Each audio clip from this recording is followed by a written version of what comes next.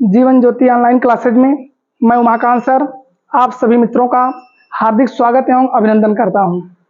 जैसा कि सीटेट हिंदी शिक्षण में हमने इसके पहले 2 क्लास अपना आपके सामने प्रस्तुत कर दिया था। आज हमारी ये तीसरी क्लास होगी हिंदी सीटेट शिक्षण को लेकर के। तो शुरुआत करते हैं। आज की क्लास जो होगी, आज की क्लास हिंदी शिक्षण सिद्धांत को लेकर के होगी। अगर इस टॉपिक की बात की जाए तो टॉपिक क्या होगा? हिंदी शिक्षण, हिंदी शिक्षण, हिंदी शिक्षण सिद्धांत।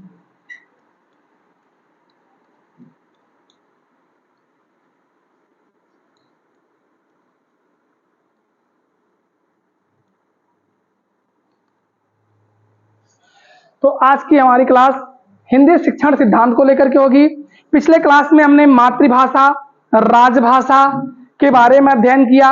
इसके बाद मातृभाषा के उद्देश्य की बात किया, मातृभाषा के महत्व की बात किया। अब पुनः आज की शुरुआत हमारी हिंदी शिक्षण सिद्धांत से होगी, जिसमें से पहला सिद्धांत आपके सामने स्क्रीन पर है। मैंने इसको ऐसे प्रस्तुत कर दिया और इसी के माध्यम से हम लोग समझेंगे, काफी आसानी होगी। पहला सिद्धांत है क्रियाशीलता का सिद्धांत। जैसा दिया गया है, इस सिद्धांत का मनोवैज्ञानिकों ने यहां सर्वाधिक होगा समर्थन किया है। इसे करके सीखने का सिद्धांत भी कहते हैं। इसमें विद्यार्थी कक्षा में अधिक से अधिक सक्रिय रखा जाता है। अच्छा, इसमें विद्यार्थी को कक्षा में अधिक से अधिक क्या रखा जाता है? सक्रिय रखा जाता है, जिससे उसमें समस्या समाधान, आलोचनात्मक चिंतन का विकास होता है। इसमें बालक से अभ्यास प्रश्न करवाना, प्रश्न पूछना, प्रोजेक्ट बनाना आदि क्रियाएं करवाई जाती हैं। जैसा कि आप यहाँ ये ध्यान दीजिएगा, क्या लिखा हुआ है? क्रियाशीलता का सिद्धांत, यानी हमेशा क्रियाशील काम को करते रहने का सिद्धांत ही क्या है? क्रियाशीलता का सिद्धांत। और मनोवैज्ञानिकों ने इस पर काफी बल दिया और विश्वसनीय सिद्धांत इसको बताया, क्योंकि इस सिद्धांत के द्वारा बच्चों को अभ्यास प्रश्न दिया जाता है, उस अभ्यास प्रश्नों को हल करते हैं। इसके साथ साथ उनसे प्रश्न पूछा जाता है, प्रोजेक्ट बनवाया जाता है। अब इस माध्यम से बालक हमेशा क्या रहता है? सक्रिय रखता है अपने आप को। तो हिंदी शिक्षण सिद्धांत में पहला सिद्धांत था क्रियाशीलता का सिद्धांत। इसको आप ध्यान से समझिएगा। इस सिद्धांत के माध्यम से बालक को कक्षा में हमेशा सक्रिय रखा जाता है, क्योंकि उसे कुछ न कुछ करने के लिए जब आप देंगे तो बालक उस पर विशेष बल देकर के कार्य करने का प्रयास करेगा और करेगा भी। तो पहला सिद्धांत कौन सा है? क्रियाशीलता का सिद्धांत। अगला सिद्धांत देखते हैं। क्रियाशीलता के सिद्धांत के बाद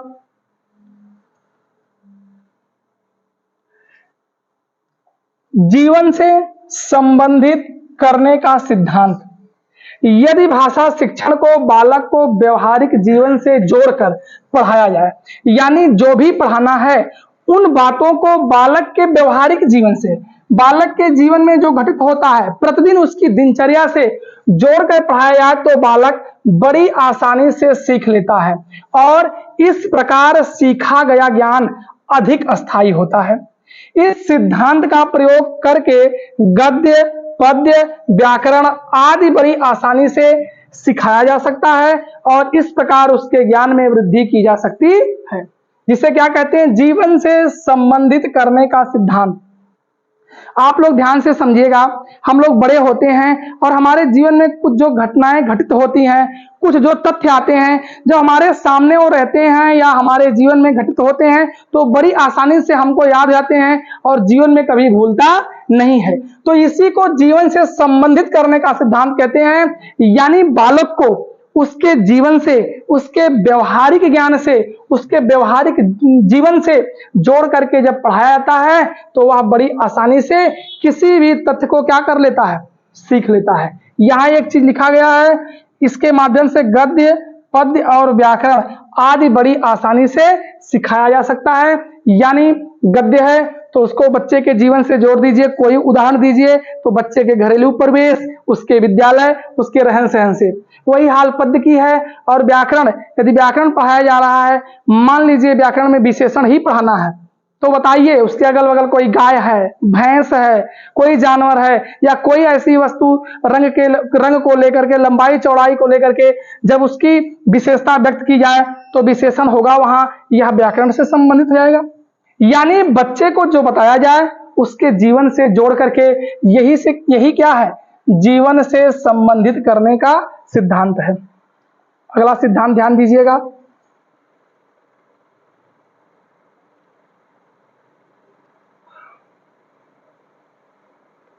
बहुत महत्वपूर्ण सिद्धांत है जिसे क्या नाम दिया गया है, अनुबंधन का सिद्धांत। कैसा सिद्धांत, अनुबंधन का। अभी हमने एक बताया आपको क्रियाशीलता का सिद्धांत, दूसरा था जीवन से जोड़ करके बताने का सिद्धांत, और तीसरा क्या है, अनुबंधन का सिद्धांत। ध्यान से इस पूरे पीडीएफ को देखिएगा। इस सिद्धांत को साहचर्य का सिद्धांत कहते हैं, बहुत महत्वपूर्ण, और ये पिछली परीक्षाओं में पूछा जा चुका है कि साहचर्य का सिद्धांत किसे कहते हैं, या अनुबंधन का सिद्धांत जो है उसे किस और नाम से जाना जाता है। तो इसे किस नाम से जानते हैं, साहचर्य का सिद्धांत भी कहते हैं। जब बालक छोटा होता है, चीजों को देखकर ही उनका ज्ञान प्राप्त कर पाता है। जैसे बालक पानी को देखकर यह सीखता है कि यह पानी है। बच्चे को आरंभिक अवस्था में सिखाने के लिए इस विधि का प्रयोग किया जाता है। उसे विभिन्न वस्तुएं दिखा करके ज्ञान कराया जाता है और बच्चा उसे सीखकर अपने भाषा में प्रयोग करने लगता है। इसी को कहते हैं अनुबंधन का सिद्धांत। ध्यान से समझिएगा। पहली बात तो अनुबंधन के सिद्धांत को किस और नाम से जानते हैं, साहचर्य का सिद्धांत। बचपन में कभी कभी क्या होता है, कोई छोटा बच्चा है और उससे आप कह दीजिए बाबू गिलास लाइए। बच्चे से आप क्या मांगेंगे, गिलास, कि बाबू एक गिलास लाइए घर में से या अंदर से कहीं से। बच्चा जाता है, उसको गिलास के बारे में, उसकी आकृति के बारे में जानकारी नहीं है। हो सकता है गिलास वस्तु और शब्द पहली बार उसके कान तक पहुंचा है। अब वह जाएगा अंदर, ढूंढेगा, तब तक हो सकता है मम्मी हो, दीदी हो, भैया हो, कोई हो, क्या खोज रहे हो, गिलास मांगे हैं बाहर चाचा, गिलास उनको चाहिए।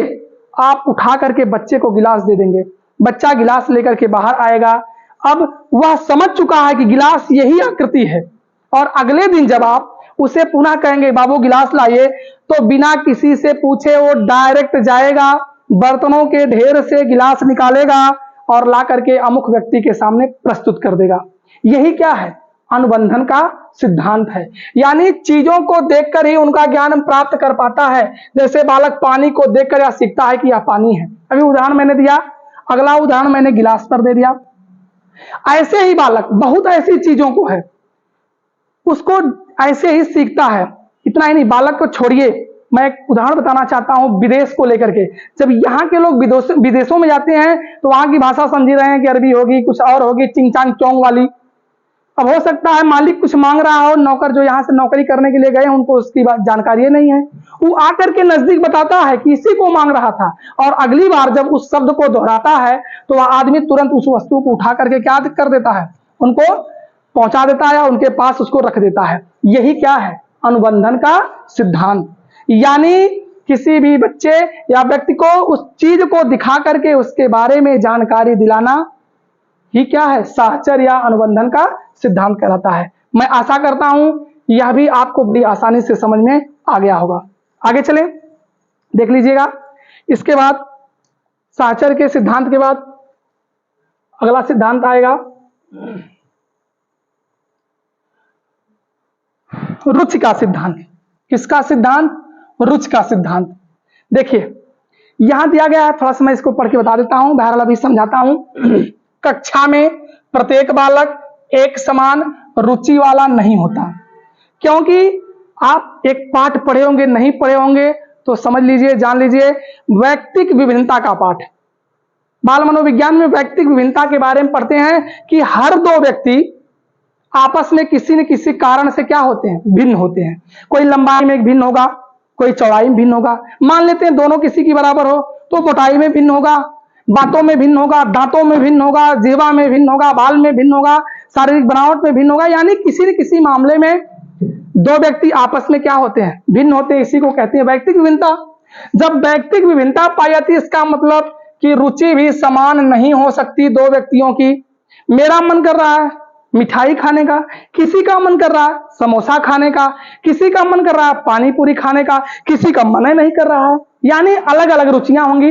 वैसे ही कक्षा में प्रत्येक बालक एक समान रुचि वाला नहीं होता, हर बच्चे की रुचि अलग अलग प्रकार की होती है। ऐसे में शिक्षक को ऐसी विषय वस्तु का चयन करना चाहिए जिससे अधिकांश बालक रुचि से पढ़ सकें, जैसे कहानियां, कविताएं और पहेलियां। बहुत स्पष्ट लिखा गया, ध्यान से समझिएगा। शिक्षक के सामने भी एक चुनौती होती है, यह बहुत बड़ी चुनौती शिक्षक के सामने है कि वह विभिन्न रुचियों के बालक को एक साथ पढ़ाए। कभी कभी देखते हैं क्लास में पढ़ा रहे हैं, बच्चे का मन नहीं लग रहा है तो 3-5 अपना मुंह बिगाड़ना शुरू करेगा, और कुछ बड़े रुचि के साथ पढ़ते हैं। तो हमको सबको लेकर के चलना है। जब सबको लेकर के चलना है तो कोई ऐसा तथ्य उठाएंगे, ऐसा तरीका अपनाएंगे जिससे सभी की रुचि लगभग उस तथ्य पर समान हो। और हमने कहा जैसे कहानियां, कविताएं, पहेली आदि के द्वारा, रुचि के द्वारा सीखा गया ज्ञान अधिक अस्थायी होता है। बिल्कुल सही है। यदि किसी चीज को सीखने में हमारा मन लगता है तो निश्चित है कि हम उसको बहुत दिनों तक के लिए सीख लेंगे, लेकिन मन नहीं लगता है तो एक कान से सुनेंगे और दूसरे से डिलीट मार देंगे या सर के ऊपर से उड़ा देंगे, कह कोई कुछ रहा है, मन नहीं लग रहा है। हम क्लास में शारीरिक रूप से होते हुए भी मानसिक रूप से नहीं होते, तब रुचि नहीं हमारी है।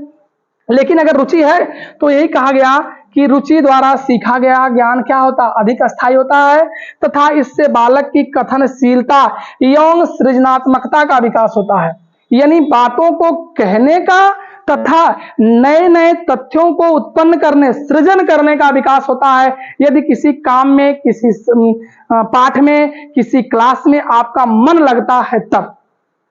ध्यान से समझिएगा, इसी को क्या कहते हैं, रुचि का सिद्धांत कहते हैं।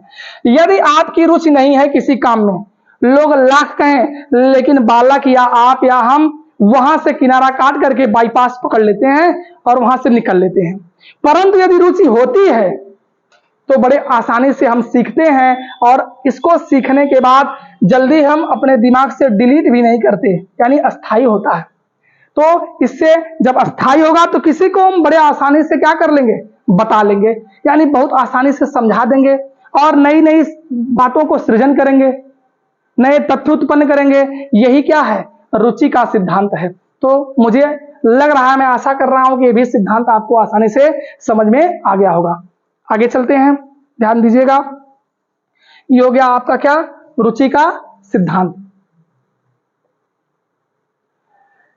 अच्छा, अगला सिद्धांत अभी बताता हूं, लेकिन आप ध्यान से पढ़िए। हम लोगों का बिल्कुल प्रयास होगा कि इस सीटेट को या आगामी बिहार पुलिस, यूपी पुलिस की जो भी परीक्षाएं, उसके लिए जी जान लगा करके मेहनत करेंगे, क्योंकि हम लोग आप ही के क्षेत्र से, आप ही के बड़े भाई, छोटे भाई के रूप में उभर रहे हैं। तो आपका ही प्रयास होगा, इसके लिए आप थोड़ा से बल दीजिए, साथ दीजिए और आगे की बातों को समझिए। हम चलते हैं, अगला सिद्धांत क्या है, अनुकरण का सिद्धांत। नाम सुने ही होंगे, नहीं सुने होंगे तो ध्यान दीजिएगा। इस सिद्धांत का समर्थन चैनीज नामक बाल मनोवैज्ञानिक, कार्टी, बैलेंटाइन आदि मनोवैज्ञानिकों ने किया, और जो कहते हैं, बताते हैं कि बालक परिवारजनों तथा अन्य साथियों की भाषा का अनुकरण करके भाषा सीखता है। क्या करता है, भाषा सीखता है। यदि बालक के आसपास का वातावरण समृद्ध होगा तो बालक अच्छी भाषा सीखेगा। ध्यान से समझिएगा, बालक क्या करेगा, अच्छी भाषा सीखेगा। इस सिद्धांत का समर्थन कुछ मनोवैज्ञानिकों का हमने नाम दिया है, इस पर भी ध्यान दीजिएगा। चैनीज, कार्टी, बैलेंटाइन आदि मनोवैज्ञानिकों ने बताया कि बालक परिवारजनों तथा साथियों की भाषा का अनुकरण करके भाषा सीखता है। ये जान लीजिएगा, बालक यदि विद्यालय जाता है तो बहुत सी भाषाओं का वो मास्टर होगा। हम जिसको समझते हैं कि नहीं जानकारी है, तो बहुत सी भाषाओं का मास्टर होगा, क्योंकि अपने पारिवारिक परिवेश में या फिर माता पिता से गार्जियन से, अगल बगल के लोगों से बहुत भाषाओं को सीख करके आता है। यदि बालक के आसपास का वातावरण समृद्ध होगा, समृद्ध होने का मतलब है यदि अच्छी भाषा वाला, सुंदर भाषा वाला, अच्छी कह सकते हैं, सुंदर कह सकते हैं, कर्णप्रिय कह सकते हैं, या फिर व्यवहार युक्त कह सकते हैं, ऐसी भाषा के माहौल वाला बालक होगा तो निश्चित है कि वह क्या करेगा, अच्छी भाषा सीखेगा और अच्छी भाषा को व्यक्त करेगा। परंतु यदि बालक की भाषा अच्छे माहौल वाली नहीं होगी, गंदे माहौल वाली होगी, जहां सुबह से शाम तक धत्तेरी की, हत्तेरी की या गाली फक्कर इत्यादि शब्दों का प्रयोग किया जाता होगा, तो निश्चित है कि उस बालक की भाषा ना तो अच्छी होगी, ना सुंदर होगी, ना ही व्यवहार परक होगी, बल्कि गाली गलौज युक्त होगी। यही बात, तो इसे ही कहते हैं अनुकरण का सिद्धांत, यानी आसपास के लोगों के द्वारा उनकी भाषा को सुन करके, उनकी भाषा को सीख करके या उनकी भाषा को अनुकरण करके जब बालक सीखता है, इसे ही क्या कहते हैं, अनुकरण का सिद्धांत कहते हैं। और यह बहुत ही महत्वपूर्ण है, क्योंकि बालक पहले अगल बगल के परिवेश की ही भाषा को सीखता है। तो ये हमारा हो गया कैसा सिद्धांत, अनुकरण का सिद्धांत। आगे चलते हैं।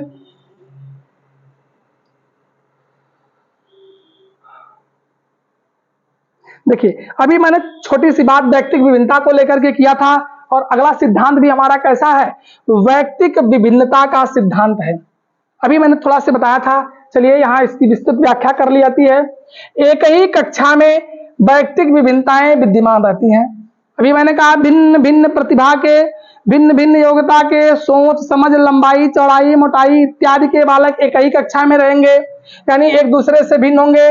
जैसे कोई शुद्ध लिख नहीं सकता, किसी को शुद्ध लिखने में नहीं आता, किसी बालक का हस्तलेख अच्छा नहीं है, यानी लिखने की कला तो है लेकिन अच्छा नहीं है, हो सकता है त्रुटिपूर्ण हो या सही नहीं हो, गलत हो। किसी को मौन वाचन करने में कठिनाई होती हो, कोई बच्चा मौन वाचन समझ ही रहे हैं, बिल्कुल साइलेंट मोड में, ऐसे सिर्फ ओठ घूमे, यही क्या है, मौन वाचन। ऐसा करने में हो सकता है किसी को कठिनाई हो, तथा कोई याद किए तथ्यों को भूल जाता हो।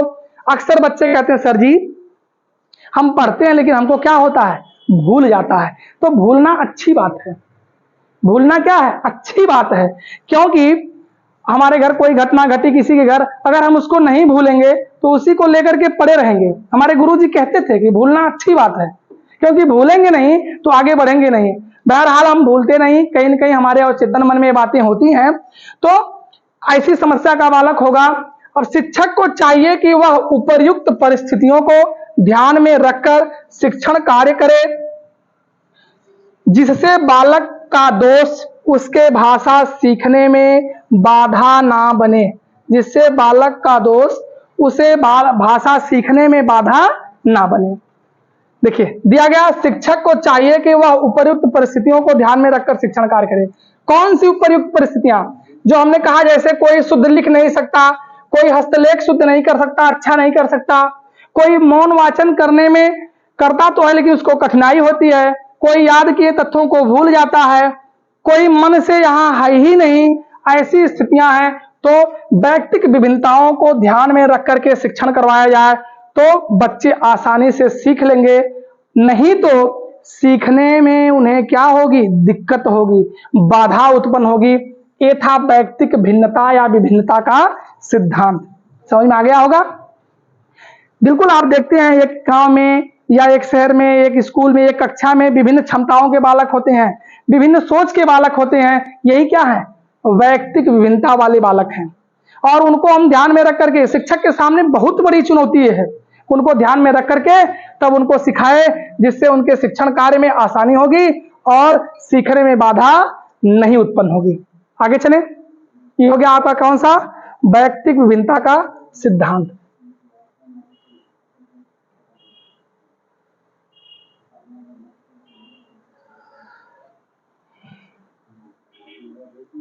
अगला सिद्धांत कौन सा है, अभ्यास का सिद्धांत।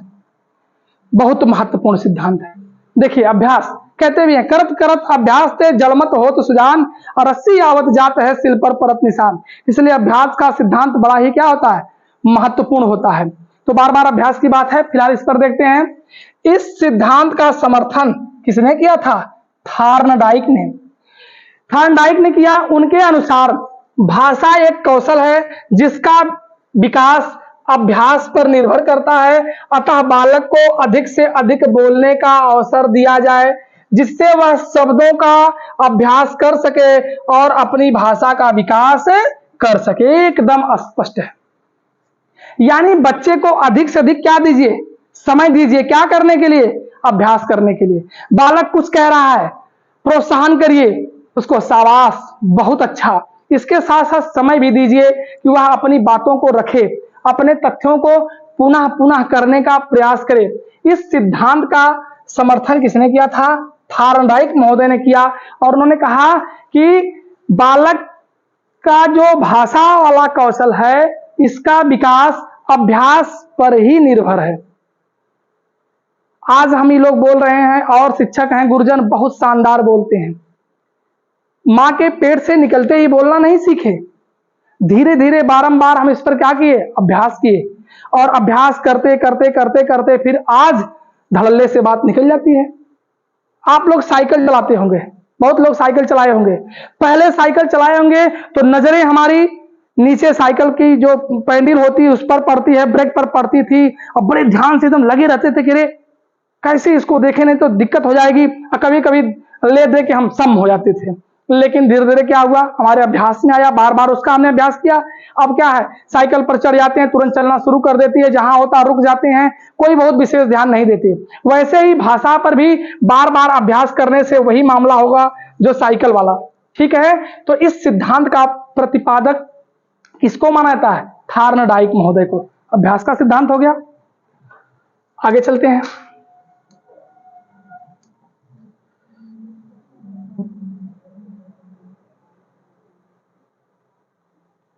इसके बाद है पुनर्बलन का सिद्धांत। कैसा सिद्धांत? पुनर्बलन का सिद्धांत। देखिए पुनर्बलन का सिद्धांत, इसमें क्या हुआ? इस सिद्धांत के प्रमुख समर्थक महान मनोवैज्ञानिक कौन? स्किनर महोदय हैं। यानी इस सिद्धांत के प्रमुख समर्थक स्किनर महोदय हैं। उनके अनुसार जिस प्रकार अच्छे कार्यों की सराहना करते करते अच्छे कार्य करने लगते हैं, उसी प्रकार उनकी भाषा की सराहना उनके लिए पुनर्बलन का कार्य करता है, जिससे बालक भाषा सीखने के प्रति आकर्षित होता है और उसका भाषाई विकास होता है। यही क्या है? पुनर्बलन का सिद्धांत। यानी कोई काम करते हैं लोग तो उस पर हम कहते हैं बहुत अच्छा। जब हमको प्रोत्साहन मिलता है, मोटिवेशन मिलता है, प्रोत्साहन मिलता है, तब हम आगे बढ़ते हैं और चढ़ बढ़ के हिस्सा लेते हैं और बिगड़े हुए काम भी अच्छे हो जाते हैं। वैसे ही भाषा में भी यदि उसकी सराहना की जाए, कोई बच्चा बोल रहा है, मान लीजिए त्रुटिपूर्ण ही बोल दिया, समझा करके कहेंगे बहुत अच्छा, इसको ऐसे नहीं ऐसे, बहुत अच्छा, बहुत शानदार बोल रहे हो बाबू। इस पर जब उसकी हम सराहना करते हैं, इसके लिए उसे क्या मिलता है? पुनर्बलन मिलता है। देखिए पुनर्बलन शब्द यहाँ रेप होगा, यहाँ ना होकर के, तो उसे क्या मिलता है? पुनर्बलन मिलता है। यहाँ ठीक है, यहाँ थोड़ा सा टाइपिंग करने वाली टीम गलती कर गई है। चलिए, तो पुनर्बलन का सिद्धांत, यानी हम उस पर पुनः क्या देते हैं? बल देते हैं, जिससे उसको क्या होता है? सराहना उसकी होती है तो उसका मन उत्सुक होता है कार्य करने के लिए और वह आगे कार्यों के प्रति आकर्षित होता है, उसका मन लगता है और ऐसा करने पर उसका क्या होता है? भाषा संबंधी भी विकास होता है। कभी आप किसी शिक्षक के सामने या किसी व्यक्ति के सामने अपना परिचय देते हैं और वह व्यक्ति जब ही आप अपना परिचय दीजिए, आप अपना नाम बोलना शुरू किए, कहा बैठ, आकर के चुप हो जाएंगे। लेकिन वहीं गलत बोल रहे हैं, समझा करके कहे बहुत अच्छा, शाबाश बेटा, आप बहुत अच्छा बोल रहे हो, आप जैसा कोई नहीं बोलता। गलत भी बोलते हैं तो हमारा मन थोड़ा से प्रसन्नचित हो जाता है, हृदय हमारा गदगद हो जाता है, हम बहुत अच्छा कर रहे हैं और आगे भी हम अच्छा करेंगे। यही क्या है? पुनर्बलन का सिद्धांत है। ठीक है, आगे चलते हैं। जहां तक आशा कर रहे हैं समझ में आ गया होगा। और हमने नाम अभी स्किनर महोदय का लिया, इस पर विशेष बल देने का काम किसने किया? स्किनर महोदय ने किया। तो आज का हमारा टॉपिक क्या था? हिंदी भाषा शिक्षण का सिद्धांत। और यहां तक आज हमने आपको, मुझे लगता है यहां तक आज मैंने आपको 7-8 सिद्धांतों के बारे में बताया होगा।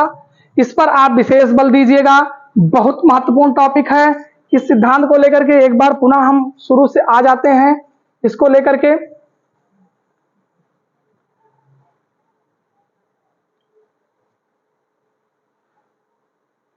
पहला सिद्धांत था क्रियाशीलता का सिद्धांत, हमने स्पष्ट इस पर बात कर लिया।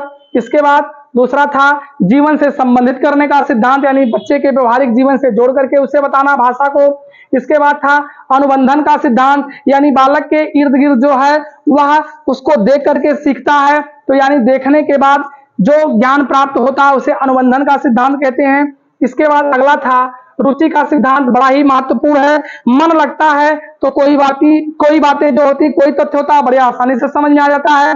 मन नहीं लगता तो लाख लोग कहते हैं लेकिन हम कुछ उस पर बल नहीं देते, रुचि का सिद्धांत था। इसके बाद अनुकरण का सिद्धांत, यानी बालक किसी भाषा को बार बार सुन करके अनुकरण करके भाषा को सीखता है, जिससे अगर उसका वातावरण, रहने का परिवेश समृद्ध होगा, अच्छा होगा तो भाषा भी समृद्ध होगी, और यदि अच्छा नहीं होगा तो भाषा अच्छी नहीं होगी। ये था अनुकरण का सिद्धांत। इसके बाद हमने व्यक्तिगत विभिन्नता की सिद्धांत की बात किया, यानी एक ही क्लास में भिन्न भिन्न प्रतिभाओं के बालक होंगे तो सबको लेकर के चलना ही क्या है, व्यक्तिगत विभिन्नता का सिद्धांत है। नहीं तो कुछ बालक तो बड़ी आसानी से पढ़ेंगे लेकिन कुछ क्लास से एकदम बिल्कुल जैसे हट जाएंगे और अगले दिन हो सकता है उनकी रुचि ना हो, तो व्यक्तिगत विभिन्नता का सिद्धांत हो गया। इसके बाद हमने अभ्यास का सिद्धांत, जिसका प्रतिपादन या जिसका समर्थन थॉर्नडाइक महोदय ने किया कि बच्चे को बार बार करने के लिए, अभ्यास करने के लिए प्रोत्साहित करिए, उस पर बल दीजिए, उसको अवसर दीजिए, जिससे वह अच्छा करने का प्रयास करेगा और अच्छा करेगा भी। इसके बाद अगला सिद्धांत था पुनर्वलन का सिद्धांत, और यही आज का हमारा अंतिम सिद्धांत था जिसका समर्थन स्किनर महोदय ने किया। अब इसके बाद मैं आपके सामने, ये तो खैर गुरुजी के सहायता से मैं हूं, इसके बाद आगे जो हम लोगों को अगली क्लास में पढ़ना है उसकी थोड़ी सी झलक आपके सामने प्रस्तुत करना चाहता हूं। अगला जो हमारा पाठ होगा या अगला जो हमारा क्लास होगा किसको लेकर के होगा, भाषा शिक्षण सूत्र को लेकर के। किसको लेकर के, भाषा शिक्षण सूत्र को लेकर के। तो ये थोड़ी सी बात इसलिए हम बता देते हैं कि अगले क्लास में मैं यहीं से फिर जोड़ करके बताऊंगा तो समझने में आपको दिक्कत नहीं होगी। इन्हीं शब्दों के साथ आज का मेरा क्लास समाप्त होता है। कोई भी दिक्कत होगी तो आप लोग कमेंट बॉक्स में एक बार जरूर कमेंट करिएगा सुंदर सुंदर अक्षरों में।